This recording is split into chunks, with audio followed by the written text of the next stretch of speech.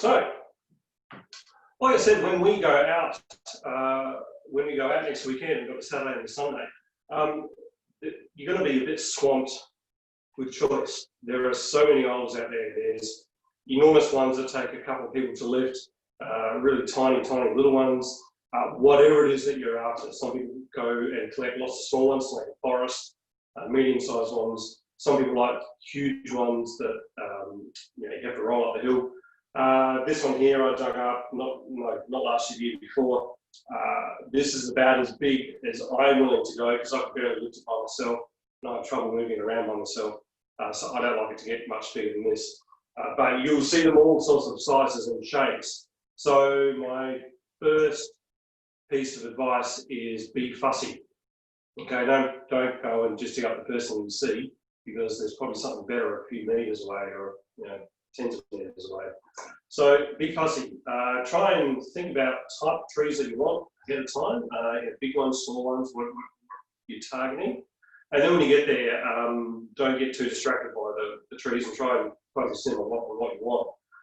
I'm going to be there on the Sunday. Luke's going to be there on the Saturday. And if you've never done a dig before, or even if you have done a dig before, we are happy to help you choose trees. Absolutely happy to do that. I'm not digging up any trees myself because I have a lot of trees in my backyard. So I'm happy to go and help people choose and maybe even help them dig if I'm feeling a little bit. So try and be fussy. Don't go for anything mediocre because you'll just you will end up with mediocre trees 10 years from now. But if you pick really good, get a good starting point, you'll be rewarded. So what do you look for? Now, for a tree like this size and maybe a little bit smaller, one of the best things, what we're looking for is the base here. Okay, so the base or trunk. When I came across this tree, it was about 3 or 4 meters tall. So the first thing you do is ignore what the top of the tree looks like. What we're interested in is what the trunk looks like. And it may not be clear with some of the trees there because there's grass growing around and there's leaf litter. I think the leaf litter came up to about this level. So you've got to get down on your hands and knees and clear the stuff around it and have a good look at the base, because this is what you're after. The first 30, 60 centimeters or if it's a really small one, you've got to have a good base. You'll see a lot of them, a lot of olives, especially when they're smaller, the base of them looks like an onion. It's round. And that's not much good unless you cut that onion right through it. We'll talk about that later. But what you're after is a nice flare. And you can see this one here. It's got the flare at the base. And that's what you're looking for. Flare gives the impression of age. Something that just comes straight out of the ground with not much flare doesn't look as old. Most of the trees there will have flare. Some will have better than others. But this is what you're looking at. You're looking for flare. If the trunk comes down and then it goes in on itself, like you get what we call the inverse taper, it starts getting skinnier towards the base, move on. Don't get that one, get something better. So that's the first thing you look for. You're also then looking for the main trunk or multiple trunks. You might be looking for a clump style. Olives are quite good at producing lots of trunks from the one base. So you get this clump. That can be something that you might be looking for. Or you might be looking for something like this one that's got more of a central, this one's got one main leader here, up through here, and kind of a secondary big branch here. A bit hard to tell all the growth it's got. Now you can see why I picked this one. It's got really nice flare, nice interest.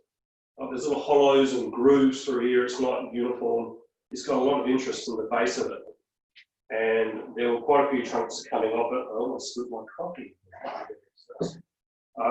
Lots of little trunks here to choose from. The big main one here, and that's what I was after. So this is a good tree to choose.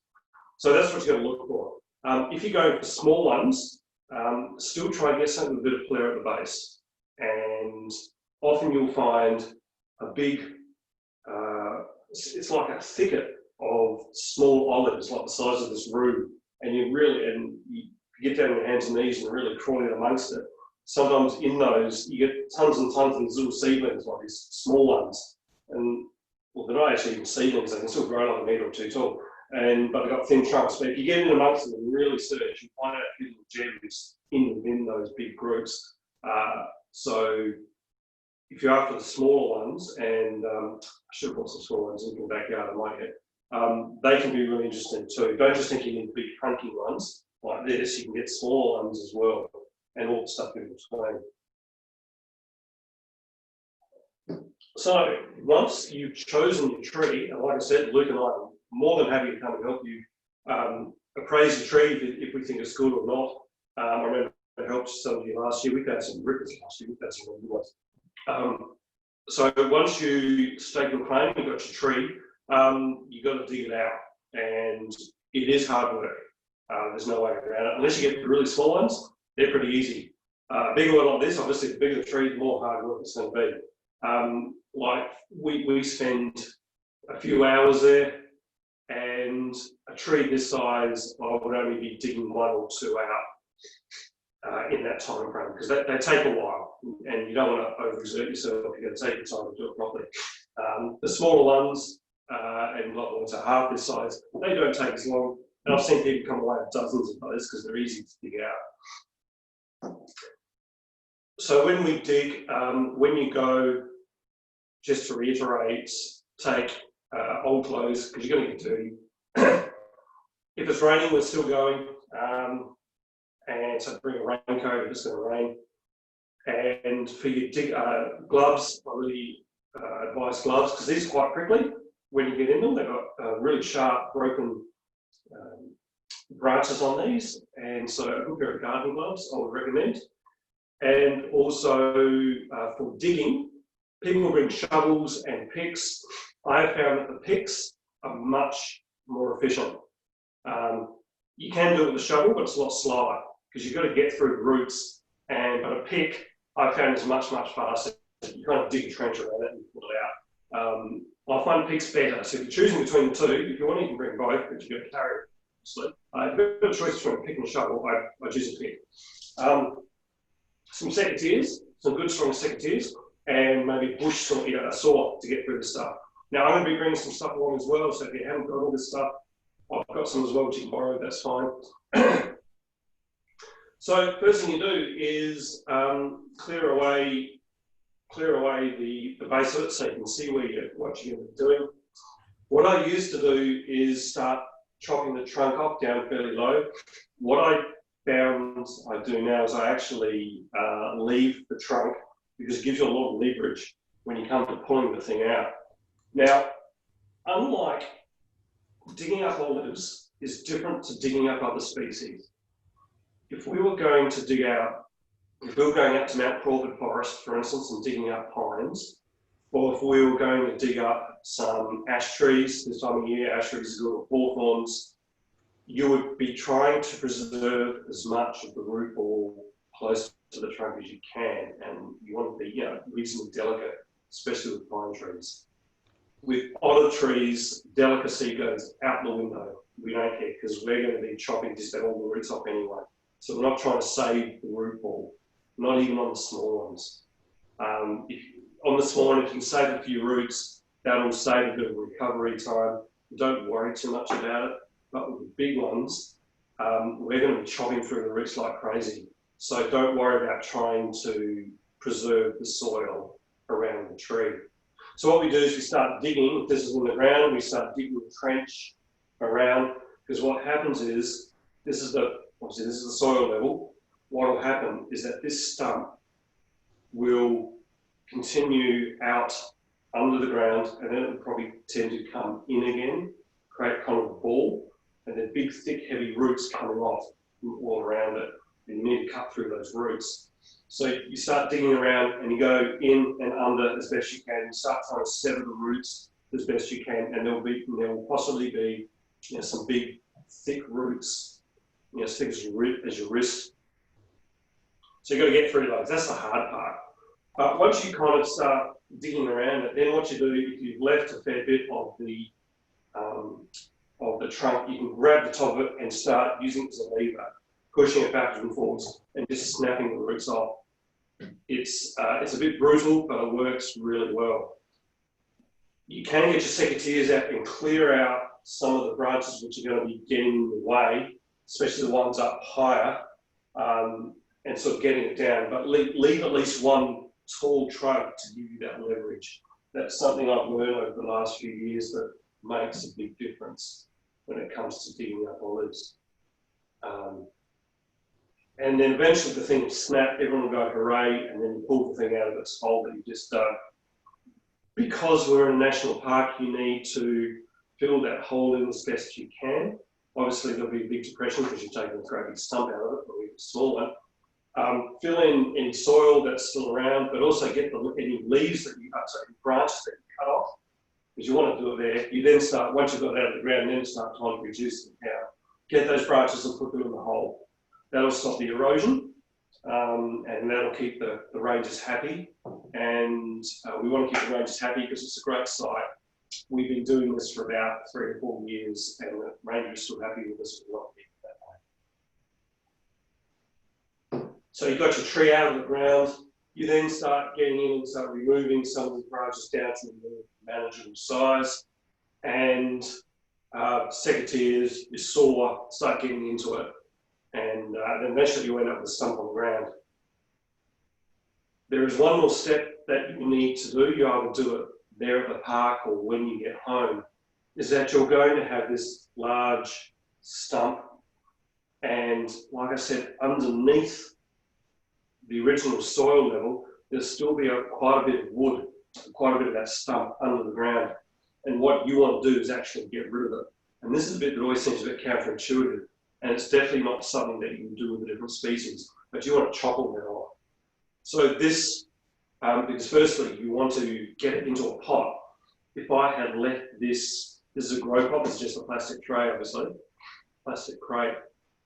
If I had left the original stump, it wouldn't fit in this pot. And then eventually too, I want to get this into a bonsai pot. So it's going to be half the depth again. So this is going to be quite shallow. And sometimes you have big stumpy bits going in all directions. So you've got to get all that off. There's a few ways to do it. If you're lucky, you've got a bandsaw, or maybe somebody with a bandsaw.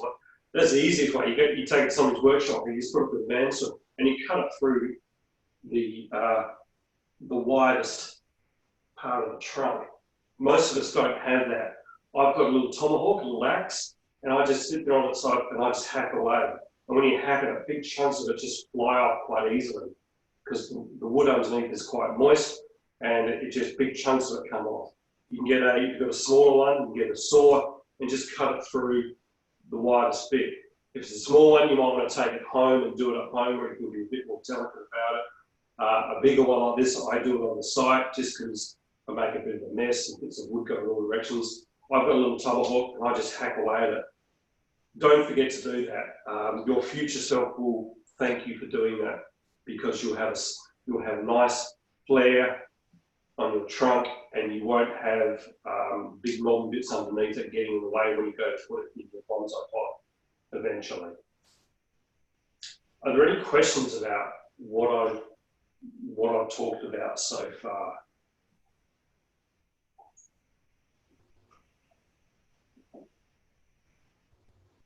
All sounds good. All right. So what we do then is we then drag it up the hill, put it into your car. What I suggest you lay something down in your car so you don't do anything with it, or your husband, and you get it home. What I tend to do then is to soak it, get the stump and soak it in some sea salt. You don't have to though. I just like to do it. Makes me feel like I'm giving the tree its best chance of producing roots. But you need to plant it in something. And now we've got next week, so you've got a week to think about where you're going to put it, which is another good reason to plan ahead about the size of the trees that you want to put up. Excuse me. You can put it in the ground. You can put it in your garden if you've got room. That works quite well. If you've got a big tree, you're going to need a big pot. This is a plastic crate. I bought this at Bunnings, and I've got a drill out, and I drilled holes all the way around it and underneath, and got as many holes. Whatever it is you need to do to give you then good drainage. If you're handy with a bit of woodwork, you can make yourself some wooden crates. I've seen some people do that. That's a traditional thing to do in bonsai. That works really nice. Aesthetically, it's much nicer. You got those big, ugly polystyrene boxes. I don't like them simply because they get white stuff all over you and then you carry them and they tend to disintegrate after a few years. However, the trees love them because they're insulated and they're thickly insulated. The trees grow really well in foam boxes. Once again, you need to punch holes out to make them get the drainage out. If it's a smaller one, put it in just plastic flower pots or orchid pots, whatever it is that you grow. Put it into a pot. It doesn't have to be that big. You don't want to put a small tree in a massive big pot. It only has to be big enough to obviously hold the stump and some soil around the edges and underneath it. You don't need massive amounts of soil to get the roots to grow. Some people think, oh, if I want the tree to sprout quickly, I put a small, if I've got a small tree this big, I put it in a big massive pot. You don't want to do that because if you put and this goes for a lot of trees, if you're putting a tree and putting it into a large pot to grow on, if you put it in a big massive pot, the problem is the roots haven't got down to the bottom of the soil. And so that soil, so when you water it, you get a whole lot of water that sits at the bottom of the pot. And because there's no roots there yet, it starts sucking up, it just sits there and it can go off and go sour. So you're better off in a shallower pot, just slightly bigger than you think we've done, just slightly bigger.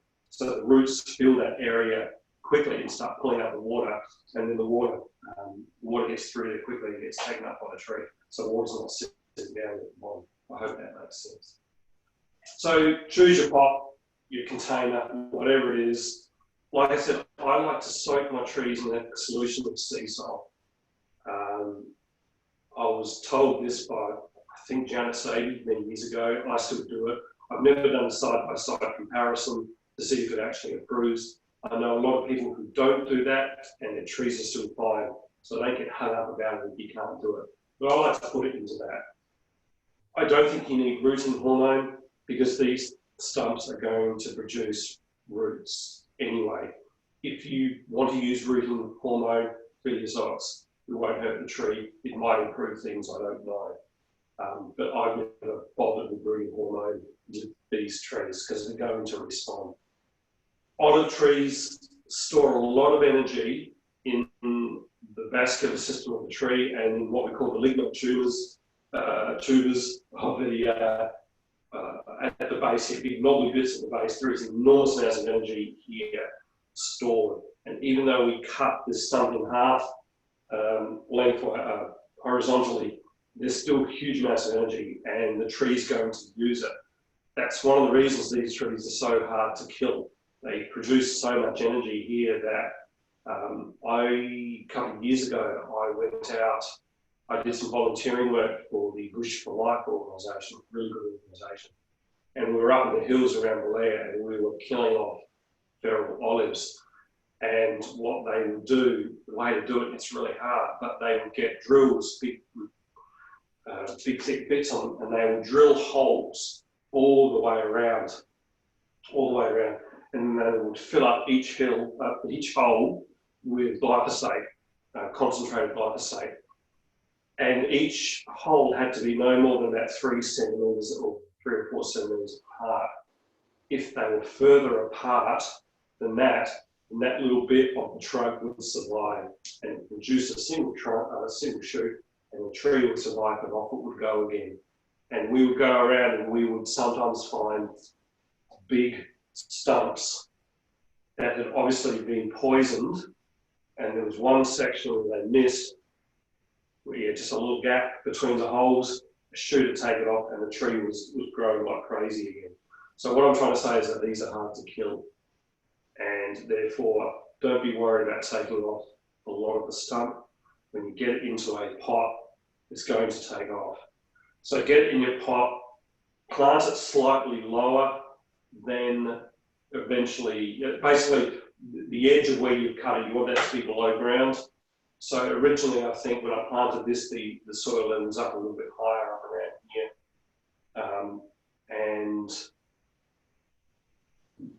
The soil that I use, you don't have to be too fussy with the soil. Like I said, you can plant it in the ground.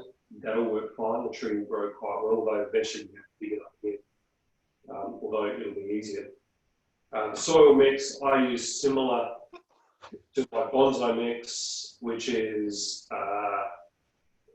you can just start off with some generic potting mix and add some zeolite, diatomite, pumice, whatever it is you add to it to open it up a little bit. However, I know people who use just plain potting mix, and that works fine too. You don't want to be putting your expensive potting mix, so if you buy Adelaide or something really expensive, I wouldn't bother putting that into here because it's just going to be, this is very early stage to be tree. Plain potting mix will be fine. I still like to open it up with some kind of grit, pumice or diatomite or something, but don't get too hung up about it. I don't make it quite as open as I do for my bonsai once they're in proper pots.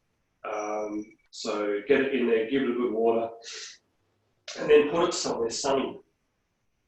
They like sun. And wait. So then you wait for the shoots to start to appear. Can you finish my coffee? Any other questions? Anyone want to jump in at all? Matthew, I did one like that, my first ever dig with the club, and it sat in the pot because I sawed the base of it, probably 3/4 of it off, and it sat in a styrene box for 12 months looking very sick, and I thought, I've killed it. But like you said, no, I didn't, and it's really quite a nice looking tree now. Cool, thanks Rob, that's excellent feedback. Because that leads into how long do you wait? It depends. Most trees that I've dug up will start, so we dig up in July, so June, July, August. Most trees that I've dug up will sprout back later that year. So sort of spring, and by Christmas usually they've got buds all over them. However, if it hasn't, don't worry, then wait. I've heard quite a few stories of people waiting a year, although that is unusual, but it does happen. Don't give up. The longest I've heard, I think it was Phil, he had one for 2 years, and he kept it because it was such a nice stump, and sure enough, it suddenly grew. That's highly unusual, but don't give up on them, especially if it's one that if you spend a lot of time digging up and it's got a particularly nice trunk on it, don't give up on it. So put it in a sunny spot. There's no need to fertilise it because it's not going to do anything for a while. You've given it a good bath of sea salt, so it probably doesn't need any sea salt for a while. Wait for the shoots to come out.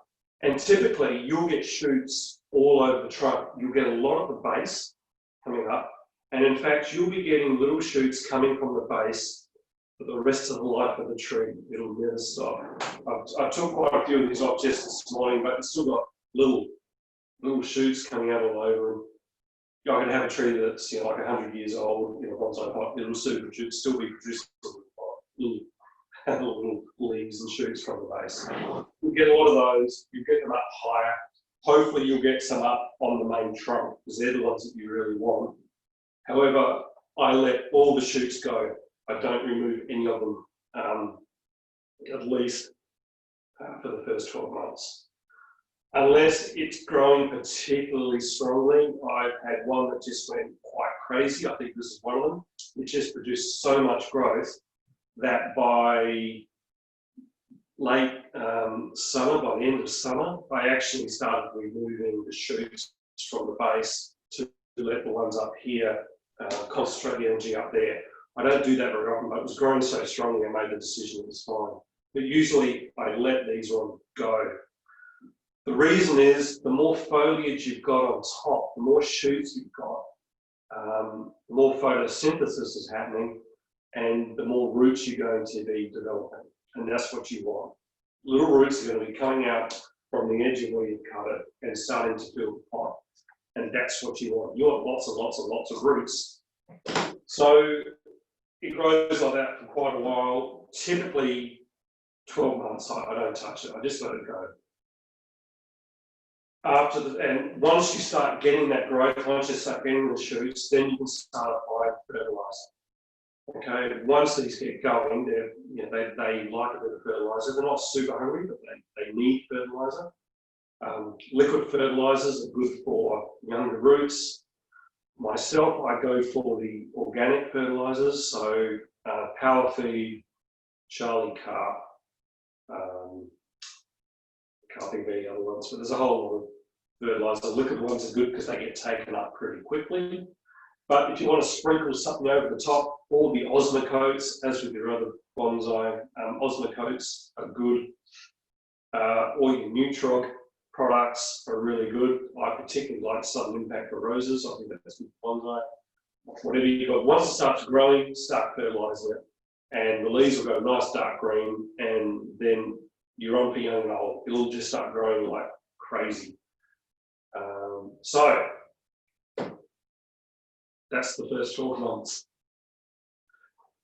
After that, then you need to start thinking about how you're going to design it. While you're waiting, during that first 12 months, grab your tree, pick it up, have a good look at it, and also actually, that's another thing, while you've got it growing in whatever sunny spot you've got, every few weeks or every month or whenever you remember, turn it around so the sun isn't just hitting it in one area, turn it around so the sun gets it from all different angles so that the growth isn't lopsided. And that's a good idea for all your bonsai anyway, but very good idea for trees that are just starting out. But while you're rotating it, pick it up, have a look at it, start getting an idea of the type of tree that you want it to look like. And because it's a tree, it's got a bit of a mind of its own, and your original plan may get thrown out the window because you may not get shoots where you want. It may do something unusual, like only throw shoots on one side, or nothing up at the top, or something unexpected may happen. So it's time then to have a look at your tree and start thinking about the designs. Do you want a formal upright? You don't see too many formal uprights. Informal clump styles, cascades, even mini forest, whatever it is that you want to create. You want to start thinking about it fairly quickly. Because what you want to do then, once you've got an image in your mind and an idea and a plan, is that you then want to, after that first year, you want to start selecting the shoots that you want to keep and getting rid of the rest. That way you'll be focusing the energy of the tree. By that stage, you'll have a nice root system, lots of energy. All the energy that was stored in the lignin tuber, which was depleted and put into new growth, will be starting to be replenished, and it's ready to grow strongly again. So you start taking off all the shoots from the base that you don't want, and then choosing the shoots where you want them, and you let them grow. And that's where we're at with this tree now. Last year, I bought this in. I did a talk on olives, and I bought this tree in, and it was just covered in shoots. And what I did is I got Terry to come up and help me. We chose the shoots that we wanted, got rid of the rest, and then the ones that we wanted, we wired into place. In that we didn't do lots of intricate wiring. We just got them and kind of stuck them in the direction that we wanted them to go and opened them up. And that's what happened. That was about a year ago, probably a little less. And so it's grown quite a bit since then, because a lot of these were just cut back fairly strongly, fairly hard, and just let to go. So, and then it's also produced a few branches. Once again, it's back part of this little branches where I don't want them. If I can pick an example,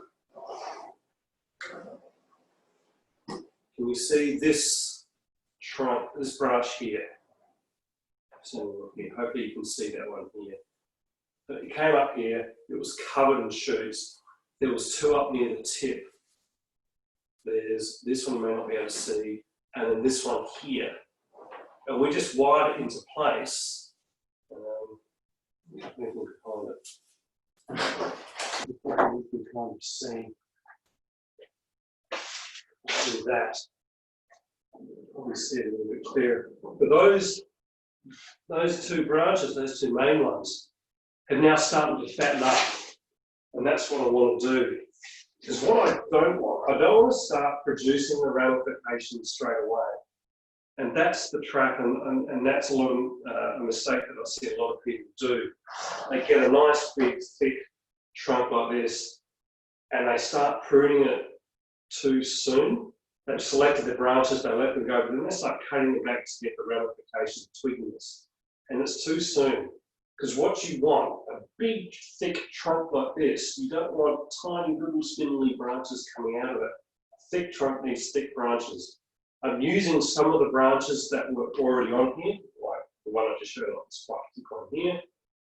But so that's like a main branch here. Then the secondary branches are just kicking in now, but they need to thicken up, and they need to thicken up quite considerably. And I'll show you this on the next tree, and it'll be fairly obvious. Because I need the branches, the shoots that I've chosen, I need there to be a transition between the existing branch and the new branch. And it needs to sort of taper in. And so therefore I need it to thicken up. And these branches which I've got here, because this is such a big tree, they need to thicken up a lot more before I'm going to start cutting it back again. So basic principles are you let your primary branches, you let them grow. And if you remember what I've talked about before, if you want a branch to thicken, you let it grow long. The longer it is, the thicker it will get at the base. You don't touch it, you just let it grow because you're building up the skeleton, you're building up the bones. They will get thicker, especially, and I want the branches at the base of the tree to be thicker than the ones above. So you let them grow, and they may get like a metre or two long, and then that'll thicken up. Once it's gotten to the thickness that I want, then I cut back, and I cut back quite hard, and at the end I may only be producing about this much growth, but it will be the thickness that I want. I cut it back hard, and then it will produce more shoots, and they'll shoot off. And once again, I don't touch them until they get to the thickness that I want. And I want them to be thinner than the previous one, so it won't take as long. So a big tree like this takes a bit longer to get these branches to thicken up. I hope that makes sense. So this is a big tree, so it's going to take probably 2 years, maybe even longer. And it's a bit frustrating because you want to get in there and start turning it into a nice tree, but you're better off if you wait. Get the bases of those branches looking thicker, and then the end result is you'll get thick branches tapering nicely to thinner ones, rather than a thick branch and same little spindly bits coming off the ends of it, which will look silly. Well, not silly, but it won't look as natural, and it won't look like an old tree. It will look artificial. If you're patient and you let these branches thicken before you cut them back, you'll end up with a much more natural looking tree. That's the frustrating bit, because you want to get in there. But to be honest, when you dig up, especially a larger tree, you're going to be a few years away before you start getting the thin branches, probably about 3 or 4 years before you start getting the twigginess. If you've got a small tree, if you can imagine you've got like a little one here, you let those branches grow again once again to thicken them up. But obviously it's not going to take as long to get them to match and to look in proportion with the smaller trunk. So after a year, it may only take a year to get your main branches thick enough to cut them back and then produce the secondary and the tertiary. Does that make sense? So a smaller tree doesn't take as long to get to that stage where you start getting the little twigginess. Bigger trees take longer. Okay, so I think we've talked enough about this tree. We'll get on to the next one to show you the next stage. Are there any questions about this tree before I move it? Because this is really heavy, but I don't have to bring it back once I take it off the table. Are there any questions about this particular tree?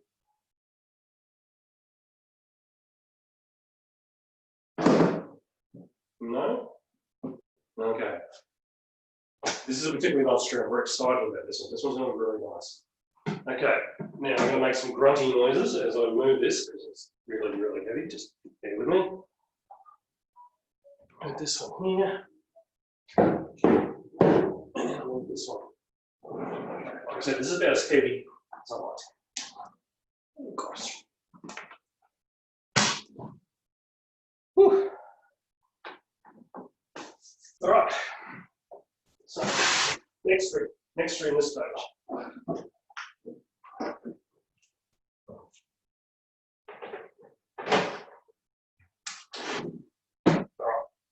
As you can see, this tree is more advanced in its training.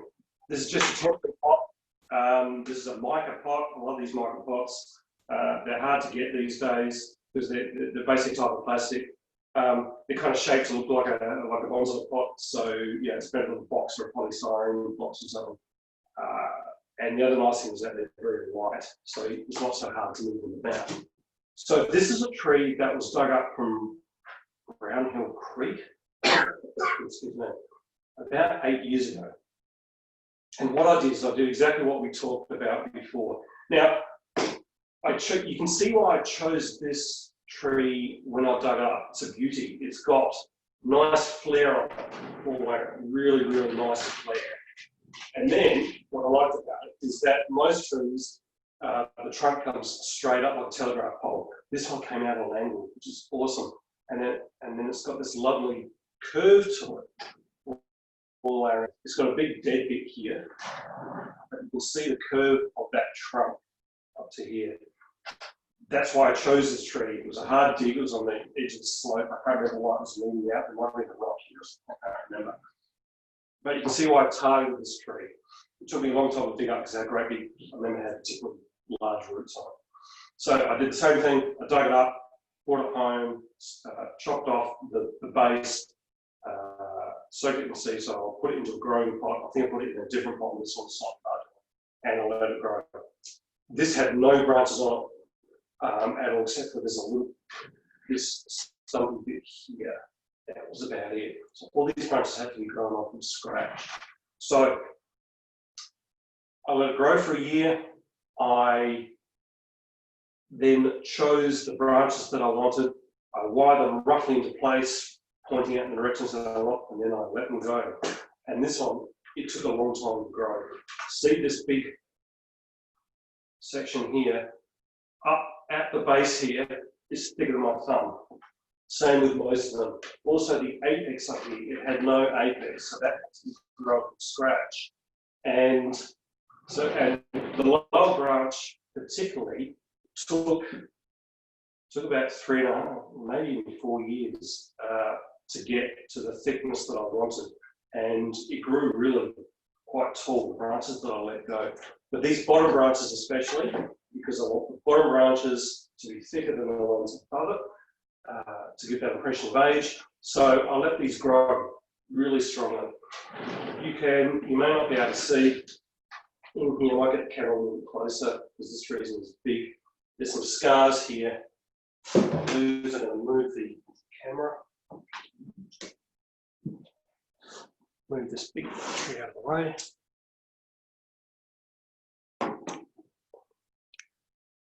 Okay. So you can see this. Let me see this. Yeah, there it is. Right. So to grow this branch, there was a single shoot here. I let it shoot out. It grew a couple of meters long until that thickened up. You can see it's really thick now. Then I cut it about here. You may be able to see, yeah, maybe not. But there's a scar right here. Right there. I then cut it back to here. So once I cut it back to here, and I let the shoots go off. So the shoot came up here, shoot come here, and then there's a rather long one down here. I want a long branch. And once again, I let that grow. That didn't take as long to get that thick. This one took about 4 years, 4 years. This one only took one. I think it took 2 years to get as thick as I wanted. And once again, I just let it go. Then I cut back to about here, produce the next branches. And I did that for all of these branches here. There's a particularly, this one I'm pointing, yeah, this bit here. Okay, same thing. I let that grow for about 4 years, cut it back to here, and then start producing the next lot of the branches. That way, I now have, what I particularly like about this tree is all these branches have taper in them. So they start off thick, and they get thinner and thinner and thinner. That's important. Taper is really important. It's one of the basic principles of bonsai. You want taper from the base, on the trunk, from the base to the tips, and also within the branches. If you just get all your little branches and start wiring them into little pretty shapes from the word go, you'll quickly get little foliage pads, but there'll be no taper. And and then you've got to find sacrifice branches to try and pick it up, and it gets a bit messy. If you do it properly from the start, you'll end up with better looking trains. So once once those branches got the thickness, I come back, let them go, come back, let them go, come back. And now I'm at the stage now where I'm pretty much onto the really small, fine stuff that's ready to go. So that's my next stage with this one. What I'm doing now is last time I pruned this, produced a whole lot of long, thin growth, as you will recognise on the olives. I cut them back and I'm producing these little arches of this all the way over. It's a bit hard to see. That's what olives tend to do. The other thing is, with the style with my olives, I used to do, and my older olives, I'm going to show you in a minute, I used to do really strongly defined foliage pads, like really dense growth, with very obvious gaps between them, and very, like a traditional Japanese, like I don't know, a pine or a juniper.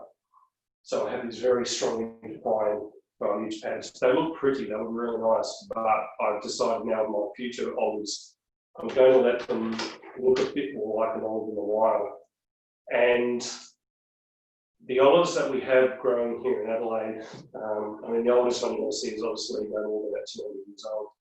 But if you go to Southern Europe, go to Greece and Italy and Turkey, you'll see trees in the Middle East, you'll see trees that are like 1,000 or 2,000 years old, and they look quite different. So if you Google ancient olive trees, you'll see some amazing ones, and they have great big spirally hollowed out trunks on them, and they've got big massive branches that do this kind of arching all the way over them. And they're kind of a tangled mess. There's no real clear foliage pads. It's a little bit messy. So I'm going to go for that look. I'm going to keep it a little bit more open. I'm not going to have sharply defined foliage pads. It needs to fill out a bit more all over the place, but you can see what I'm doing. I'm having trouble with this one doing the apex up here. For some reason, the apex just isn't growing strongly, and I've found that a few times with olives. You get strong growth, but at the very apex, it's really slow. I don't know why, but this is taking a while to fill out up the top here. So I'm hoping that makes sense. Has anybody got any questions, comments, or anything about that? So I was going to ask about what you were going to do with the apex, because I have exactly the same problem with my olives. It's getting to the top of them and how you get it to look right. Yeah. What I tend to do is when I shape them, you can see where is it? Okay, here is, you can see the apex up here. That was just a single branch. I put a fairly severe bend in it, this way and then that way. And unfortunately, the lens on this camera kind of stretches a bit. Looks a bit strange. But I bent this down. I got the tip of it. That's actually bent down fairly low. And if it's growing slowly, there's not much I can do. Sometimes I spray it with a foliar spray just up the top, just to try and encourage it a bit more. But the best thing to do is just leave it and don't touch it too much. But don't clip it too quickly. Down here, I'm at the stage where I'm starting to clip back fairly regularly now because I want it to push out a little bit more. But the shoots up near the apex, I'm just letting them grow long, like 10, 20 centimetres, and then wire them into place. Just to try and fill that area out a little quicker. With the rest of these shoots down lower, I wire them into place, but I'm not letting them grow as long now. I now just let them grow to that 5 or 6 pairs, and then back to 1, 5 or 6 pairs, back to 1. Up the top here, I just let it grow longer before I cut back and wire into place. that's about the best advice. But yeah, you need to, most trees, a lot of the trees that I've got, you struggle with the apex because it grows too strongly, and the bottom ones are weaker. These ones seem to be the opposite. I think because that's the way they grow. They're always shooting from the base and creating big clumpy bits that the apex up here is often growing slower. So yeah, my advice is try and get that. You want a rounded shape, you want a rounded dome of some sort. That's always an indication of age on a tree. Rather than a pointy triangle, you want a dome. That goes for most trees. So yeah, just wire it into place and don't prune it as quickly. Does that make sense? Yeah, good. Thank you. All right. Okay, so there's the next tree, and then what I'll do now is I will move on to the next one. Okay. So, like I said, this tree is about 7, actually, no, it's older. It's about 8 or 9 years. Yeah, 8 or 9 years, I think that one. Once again, it's a big tree, not as big as the other one, but it's fairly big. So it takes longer to build up. Like this.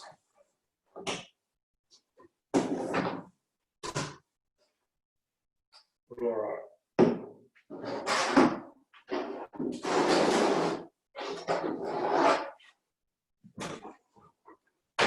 Yeah. All right. Back a bit. All right. Now this tree, I think, yeah, no, it's not my oldest solid, but this one is quite old. I dug this up. Where did I dig this one up from? I think it was up at One Tree Hill. No, it wasn't. This was at in the Adelaide Hills. There's an old quarry somewhere, and it was a fabulous place, but we haven't been allowed to go back. It's an old NWS land. And I dug this once again. It's got this nice flare on it. The really nice thing about this one's the bark. The bark's really old and craggly, which is something really desirable. The other one's a bit smooth, but this one is really beautiful bark on it. I think originally I had planned to plant it like that, and I had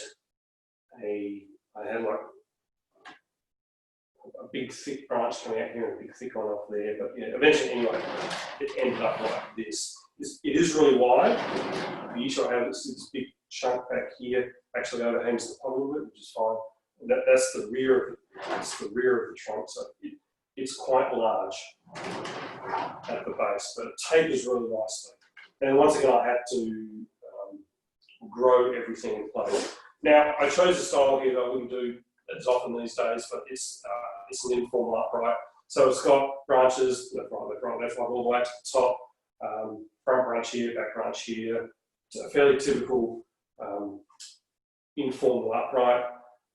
It's a nice tree. It doesn't look much like an olive in nature, but it's quite nice. And it's looking a bit spare at the moment because just recently, a few months ago, I gave it a full, I got into it and it had foliage pads all over the place. I thinned it out, similar to what I'll do to a juniper. I went in there and got back down to the bare bones of the branches and got rid of quite a lot. All of these branches were quite a bit longer. And I want to sort of thin it out and make sure that the internal structure was still as I wanted it to, because often if it's a big dense mass of leaves, you kind of lose what's happening in here, and growth was going in directions that I didn't want, and the growth was getting a little bit uneven. So, and every now and then you need to do this. You need to really thin it out, go hard on it, and kind of build it up again from scratch. It was losing a lot of taper. A lot of these branches were becoming the same thickness all the way out to here. So I cut it right back to introduce that taper again. So replacing the leader on each of these branches with a branch that was further back, taking out the main leader of that branch, wiring a new leader into place. This is something we have to do with all our trees occasionally. Otherwise, they just get bigger and bigger and bigger and bigger. Occasionally, we have to bite the bullet, bring them right in, and replace those leaders all over the tree and sort of rebuild the tree up again. So it will look a bit strange like it does at the moment, a bit straggly for a year or two. So you sacrifice a year, but it'll fill out again, and when it comes back, it'll look better than it did before because the taper will have improved. Now you can see what I like about this tree is, once again, these branches are all nice and thick at the base. They're all quite thick, and then they tend to, about halfway along, then they, where I replace the leader, then they start to taper off. And also they change direction. You see, across this little example. This back branch here. Here's my paper. Excuse me.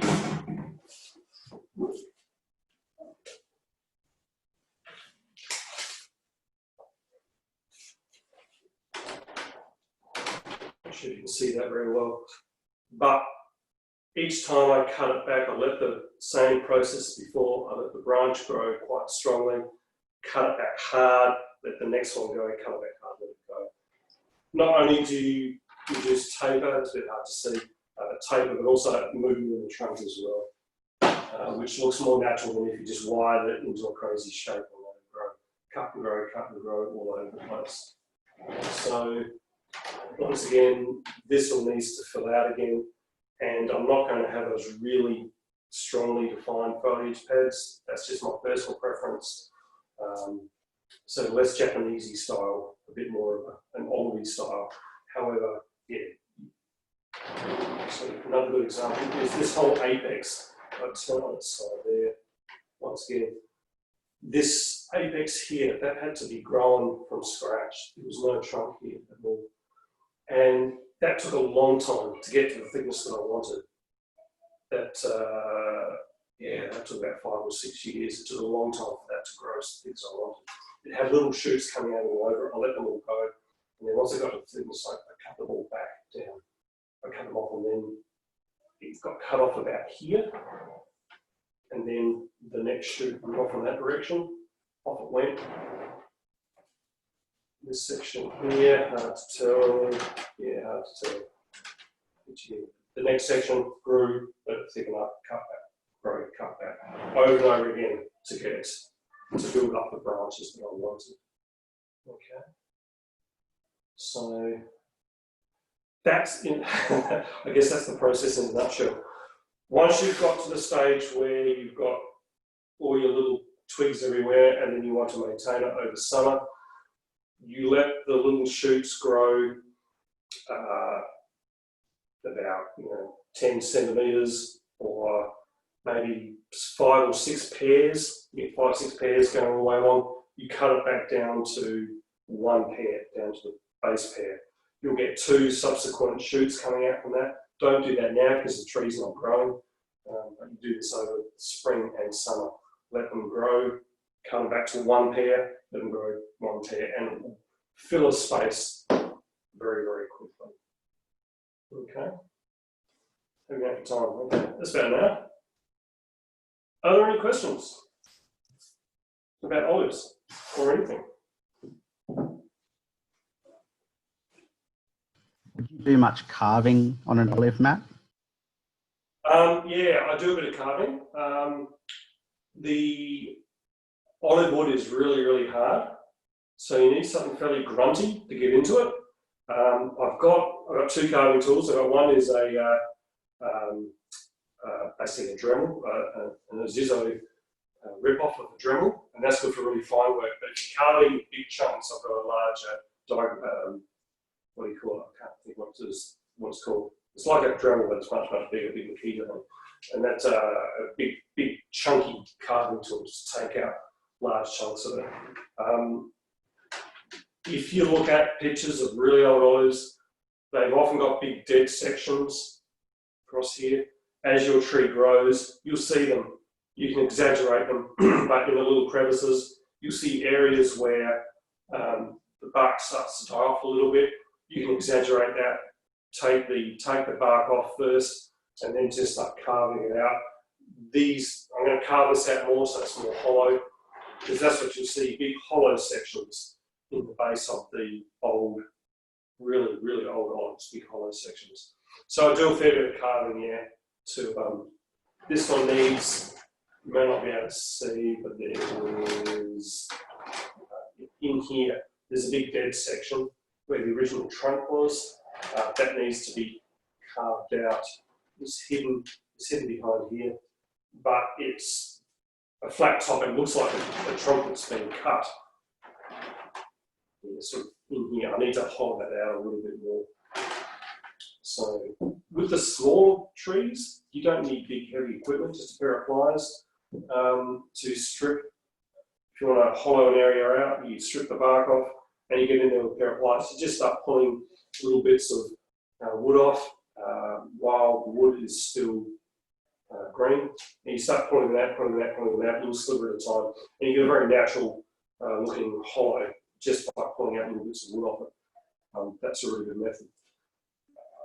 When, what was his name? One of our visiting tutors from Spain a few years ago, Huey Ferrara, he said that in Europe, they don't tend to use carving tools anymore. They just use pliers and carving tools and do it by hand, simply because it's slower, but it's more natural looking. But you can imagine in Spain, they can dig up really, really old olives, unlike the ones that we get here. I mean, this one would have been about, I don't know, maybe 30 years old, 20 or 30 years old when it was dug up. Yeah. Any other questions? Hi, Matt. You mentioned about onioning at the base earlier on. Were you going to talk more about that? Or? Sorry, what was that? So early on you mentioned about like an onion base. What was that? All right. If you get an onion base, I mean, I tend to, especially with the small ones, you get the onion base. Like I said, I just don't dig them up. But if the rest of the tree is so amazing that you think that it's worth it, what you do is you cut it horizontally at the thickest part and then plant that. So that way you're getting rid of the onion, the underneath where you've got the inverse taper, you just cut it off and throw it away. Okay? And that way you've got something that comes down and then it's flat underneath. Does that make sense? My issue with the onions though is that the base is convex, whereas you prefer it to be, sorry, it's convex as opposed to concave. These also have nice concave inward slanting bases. If this was the onion type, that would be coming out convex like that, which I think is less attractive. So firstly, I tend to avoid the olives, but if it's so good, yeah, if you pick one up, cut it through the thickest section that you can. Thanks. Cool. Yeah, so hopefully we get lots of people out at the dig next week for olives. So that's like a brief tutorial on how to grow your olives from scratch. I was talking to someone who was asking how to take cuttings and seeds from olives, and I've got no idea. I've never bothered taking a cutting from an olive because we just dig them up. They're just everywhere with nice bases, nice stumps. So yeah. So start thinking about if you're going on the dig, or if you're not going on the dig, and if you are going on the dig, start thinking about the types of trees that you are targeting. And otherwise, often I hear people have an opportunity to dig up an olive from someone's backyard, maybe getting real ones grown by the shed and it's got too big and they dig it up. Same again, be fussy. Okay, just because it's free, if it's got an interesting trunk, then definitely you dig it up and give it a go. However, if it's just a boring straight trunk, don't waste too much time on it because there are hundreds and thousands of really good ones out there to dig up. So be fussy, be really, really fussy. Yeah, that's just my advice.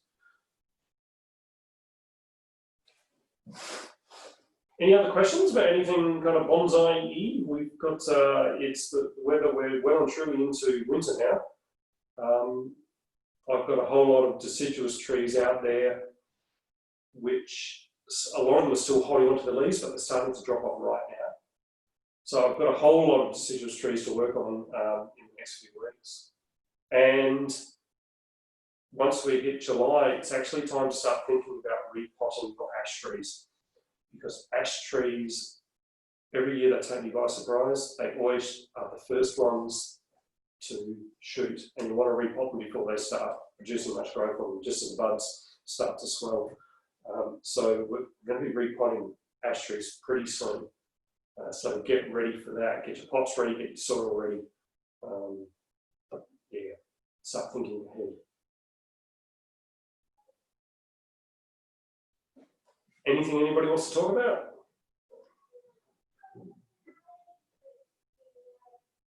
No, it doesn't sound like it. It looks like we could be wrapping up then. So I'm going to haul all these trees outside again and keep my back straight and try not to hurt my back because these are really big. Keep that in mind when you're digging up trees. Really big trees look fantastic, but they're heavy. And for me, if a tree needs 2 people to lift, it's not good.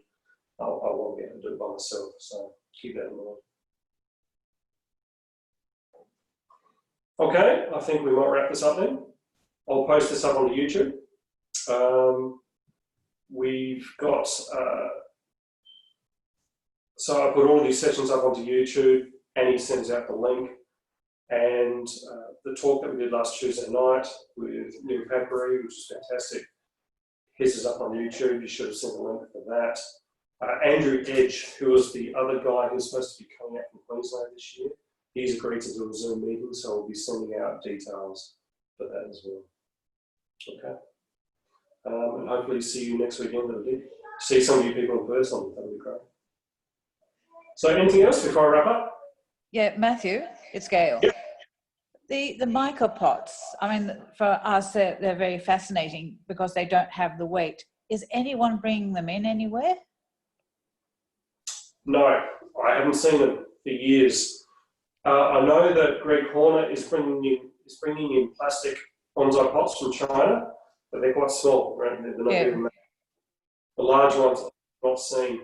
I don't know. It's probably worth Googling and seeing if anybody else has got any in stock. And we might even organise, if enough people are interested, we could get a shipment of them sent over. I don't know who makes them anymore. I just know that whenever I see one, I grab one. Right, because I know that they're still available in the UK, but haven't seen anything on them here at all. That's hence my question. Did you know anyone who was bringing them in? And if not, why not? I guess, yeah, look, they might be interstate. I don't know. I assume that they're made in Asia somewhere. And so we should be able to get them cheaply. I think it's just a matter of the suppliers here. So the bonsai nurseries aren't getting them in which case, yeah, they're hard to get hold of. But I can talk to the committee and see if anyone's willing to search around and see if there's anyone who who supplies them and get them for us. So yeah, we can do that. Right, that would be good. Thanks very much, and thank you again for Neil coming the other day and giving us the talk. It was a really interesting one. Yes. As I said, I need a lot of courage. Yeah. And one suggestion for any a future Zoom is on the carving, because that's something that we haven't done before at all, and haven't seen anyone do it. Okay. Obviously, that's something I'd have to do outside. Yeah. Okay. Absolutely. Yeah. I think we often get requests for carving. They're tricky to do demo of because you make such a mess and such a noise. All right. Yeah. But okay. Yeah. Obviously. Yeah. That's something I can do. Yeah. Yeah. I can set up outside, get the carving tools out, make a lot of noise, a lot of dust. We can do that. Okay. Thanks very much, and thanks again for today and all the sessions. Bye bye. All right. Okay. All right. I'm going to wrap up unless anybody else has got anything they want to ask. Doesn't sound like it. Okay. Thank you, everybody. Thank you for dialing in and saying hi. and I'll see you either next week, or actually, having said that, next week I'm not going to do a Zoom session because most people are going to be out digging and getting ready for that. So no Zoom session next Saturday. But we've got, what's the date today? Yeah, we've got one, no, we had last Tuesday, so no, nothing for the next couple of weeks. But yeah, let me know if there's anything specific you would like to see. So see you later, everybody.